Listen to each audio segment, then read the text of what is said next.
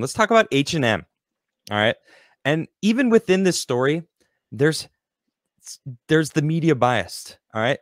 I've grown to find that Reuters tends to be left leaning. All right. They do. The way they write their articles, the way that they present the news is very,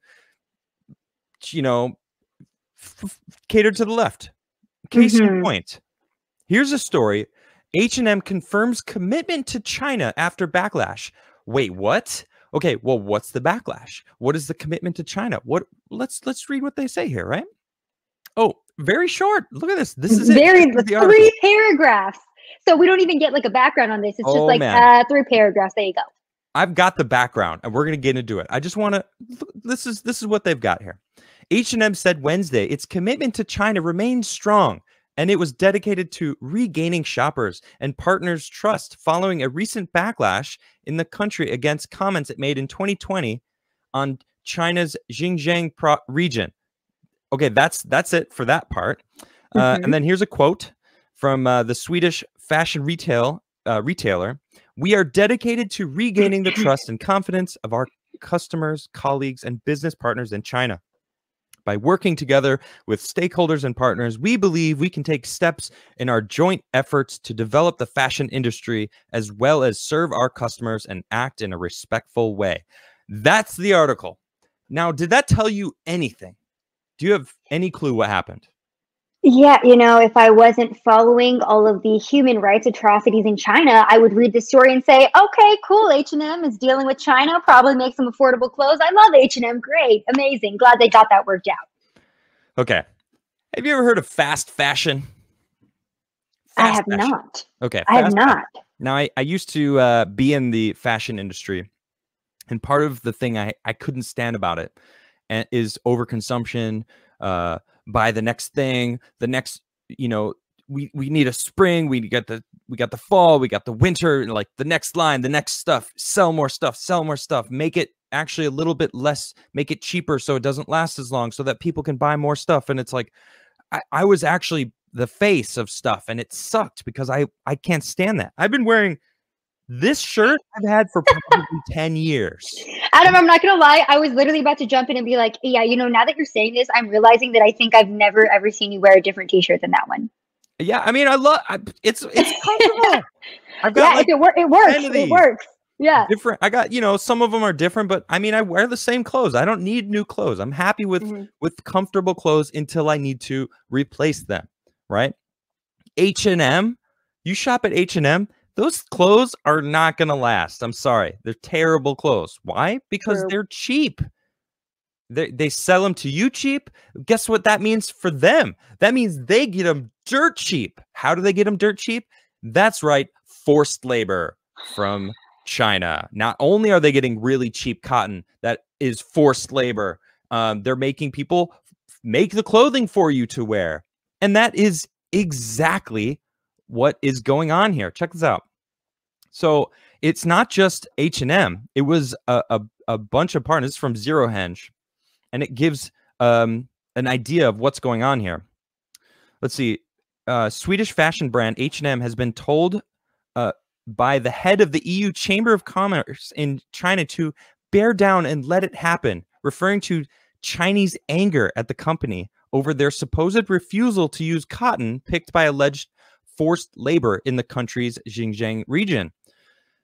You really have to just let it happen, lay low, and see when it blows over, and then come back again. The chamber president, I don't know if I'm saying this, just George Wotke, I don't know. In Tuesday's statements to Bloomberg TV, Chinese customers love European products and brands, so I guess it will be the same for textiles.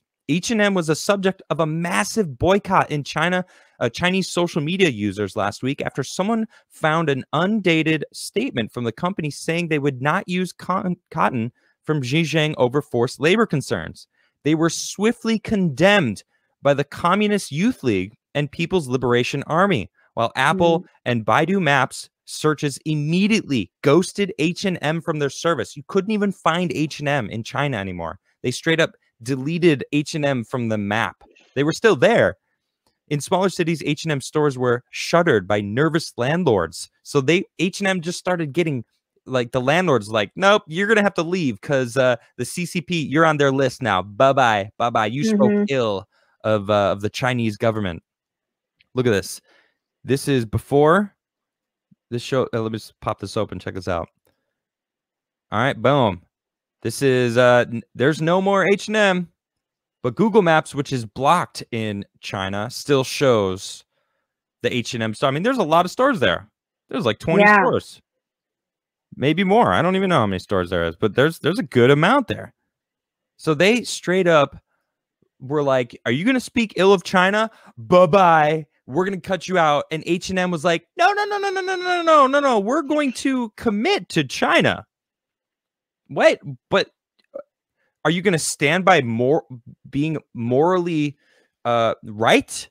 Hey, we're not going to use your textiles. Oh, no, you want to, oh, you're okay with it because of China money? Where are we seeing it? We're seeing this all the time. Nike, Disney, all these major companies. H&M is not a tiny company. That's a huge company. Their stores are everywhere. There's 20 stores in just one. Let me pop this back on. Like, think about what that's one city. There's like 20 H&Ms. That's nuts. You go through New York City, there's H&Ms all over the place. Okay? They're insanely rich company. And you know why? Because they have money from China, and they get your money from selling you dirt crap that is from forced labor. I'm never going to shop at H&M again. I haven't shopped there in a long time because honestly, I value quality goods.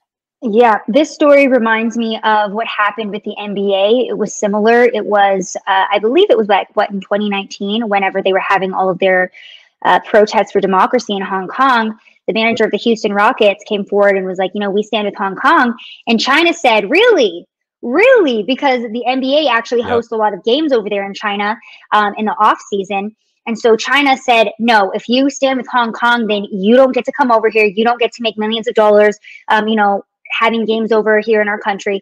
And then the NBA came forward and they apologized. We had LeBron James come forward and say that the Chinese are great people, that the CCP is great. We had the inability to print free Hong Kong on jerseys on their website for the NBA. Yep, all of this happened because they try to stand up to the CCP.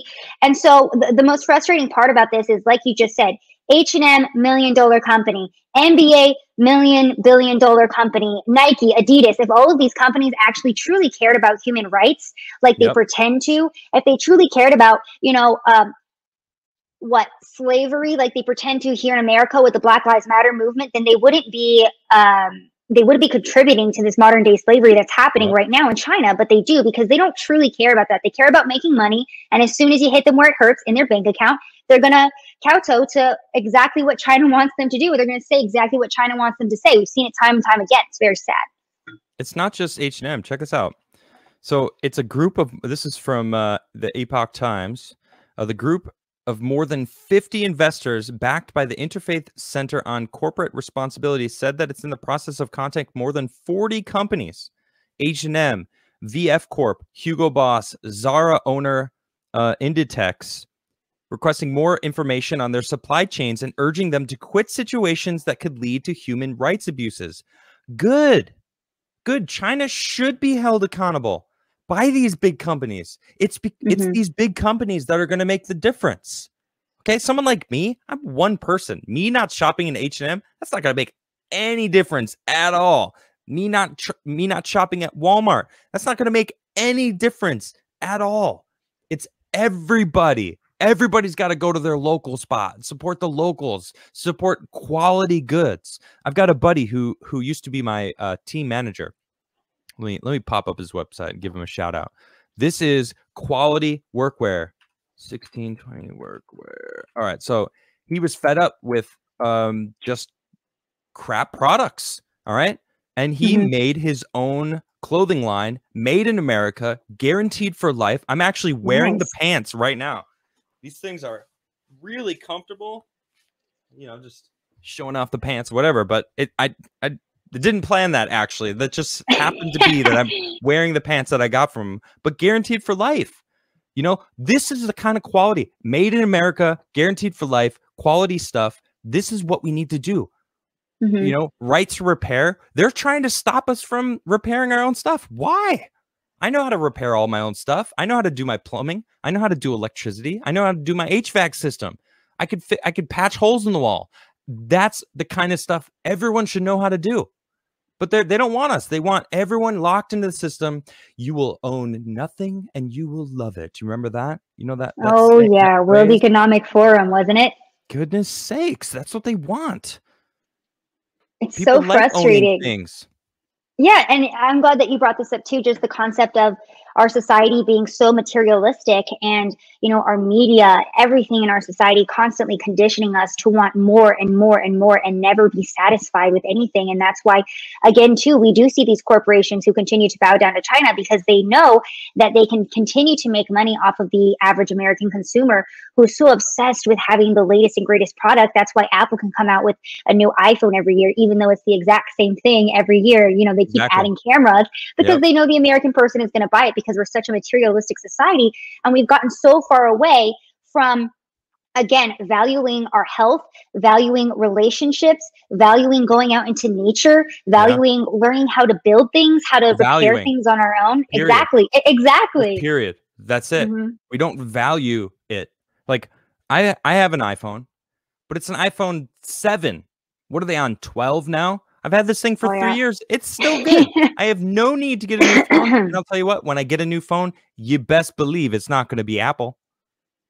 I don't know what it'll be, but when my phone breaks, that's when I'll finally, you know, go searching for a new phone. I don't need to have just throw it back to like a Nokia flip phone. I love like those. an old BlackBerry, just like have the little keyboard. One game, Snake. It's all you need. Oh, yep. It's a banger, a true banger. Awesome. All right. So that's an H&M.